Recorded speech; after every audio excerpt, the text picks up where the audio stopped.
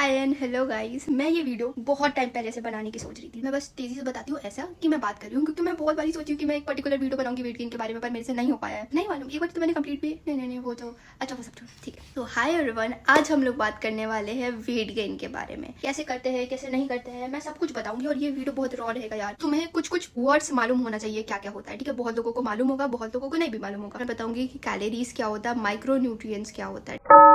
Calories food को count करने का एक यूनिट है। फूड को तो तुम मास से भी काउंट कर लेते हो, फूड को न्यूट्रिएंट से भी काउंट करते हो, और फूड को कैलोरीज से काउंट करते हैं। कैलोरीज वो डिनोट करता है कि तुम्हारा वेट कितना गेन होगा। जैसे कि एक होता है तुम्हारा मेंटेनेंस कैलोरी, कितने कैलोरीज तुम दिन के खाकर जो तुम्हारा वेट है उसी को तुम मेंटेन कर पाओ। होता है कैलोरी सरप्लस, मतलब कैलोरी सरप्लस में जो तुम्हारा मेंटेनेंस कैलोरी है उससे 300 से 400 कैलोरी ज्यादा खा लो, वो है तुम्हारा कैलोरी सरप्लस। तो जब तुम कैलोरी सरप्लस में रहोगे तभी तुम्हारा वेट गेन हो। और एक होता है कम कैलोरीज। कम कैलोरीज को मुझे वर्ड नहीं आ रहा क्या बोलते हैं, मतलब अगर तुम अपने मेंटेनेंस कैलोरी से 200 से 300 कैलोरी या जितने भी कैलोरीज कम खाओ तो तुम्हारा वेट लॉस होगा। बस यही फंडा है। तो तुम्हें इस बात से क्या समझ में आया कि हमें वेट गेन करने के लिए कैलोरी सरप्लस में खाना पड़ेगा। तो कैलोरी काउंट कैसे करते हैं, मेरा मेंटेनेंस कैलोरी क्या होगा, जो अभी मैंने बल्किंग सीरीज शुरू की है उसका डे 3 वाला वीडियो देखना, उसमें तुम्हें पता चल जाएगा कि तुम्हारा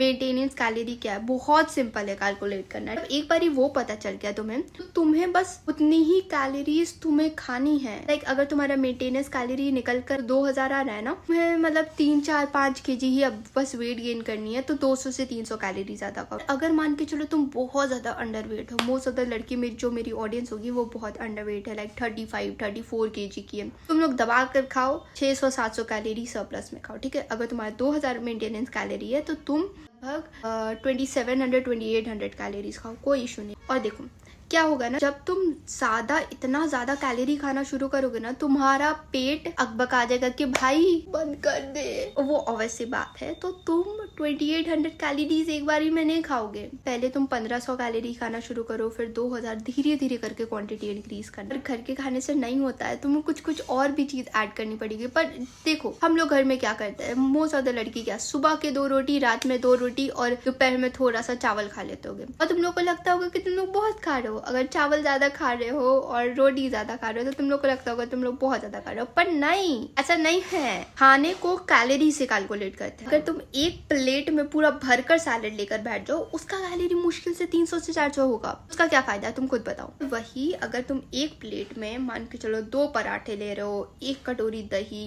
1 कटोरी सब्जी, पराठे में घी लगी हुई है, फिर उसके बाद पनीर भी ले लो, तो वो सब बैलेंस मील होती है। इससे तुमको आराम से 800 से 900 कैलोरी मिल जाएगी। ऐसे ही मैं धीरे धीरे, तुम लोग मेरी बल्किंग सीरीज एकदम कंसिस्टेंटली फॉलो करने की कोशिश करो, ठीक है। कोशिश नहीं करना, फॉलो करना ही अगर तुम्हें वेट गेन करना है। धीरे धीरे हर एक छोटी छोटी से टिप्स देते रहूंगी। तो तुम्हें क्या क्या समझ में आया, कैलोरी पता होना चाहिए कितना खा रहे हो। खाना जो खाना खा रहे हो ना, उसका कैलोरी नापना पड़ेगा, मतलब अप्रोक्सीमेटली नापना पड़ेगा। अगर तुम 2 रोटी खा रहे हो तो तुम्हें नापना पड़ेगा कि 2 रोटी में कितने कैलोरीज है। जिसके लिए 2 ऐप होते हैं, एक हेल्दीफाई मी और एक माई फिटनेस पैल। मैं खुद हेल्दीफाई मी यूज करती हूँ क्योंकि मुझे उसी का आदत है और मुझे वही कंफर्टेबल लगता है। लेकिन ठीक है, तुम लोग डाउनलोड करके देख लेना, तुम लोग को जो सही लग रहा है वही करना। हर मील के बाद मत करो, but at the end of the day तुम कर लो। देखो कैलोरी अगर तुम कैलकुलेट करके खाओगे ना, तो उससे क्या होगा ना कि तुम एंड ऑफ द डे में नोटिस करोगे कि अरे मैं तो सोच रही थी कि मैं बहुत ज्यादा खा रही हूँ, पर ये तो इतना कम कैलोरीज हुआ।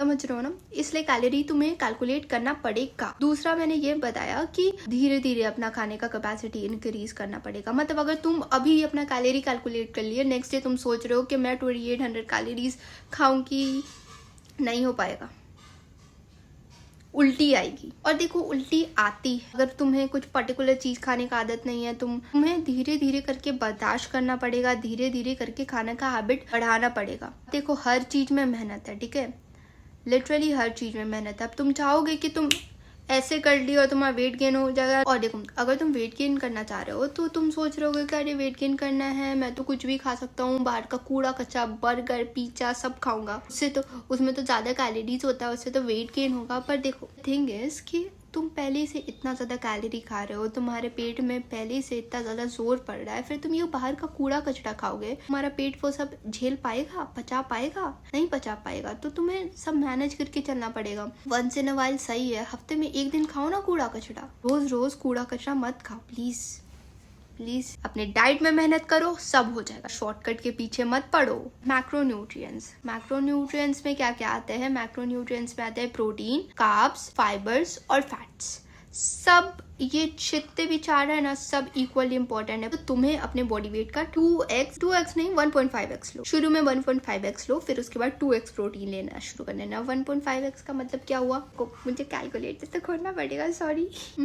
देखो मैं कैलकुलेट कर सकती हूँ, पर मेरा मन नहीं है इतना दिमाग में मेहनत करने का। अगर मान के चलो तुम 35 kg के हो, 35 इंटू 1.5, 35 नहीं, चलो ठीक है 40 मान के चलते हैं, 35। फिर तुम लोग वो नहीं कर पाओगे मेरे से।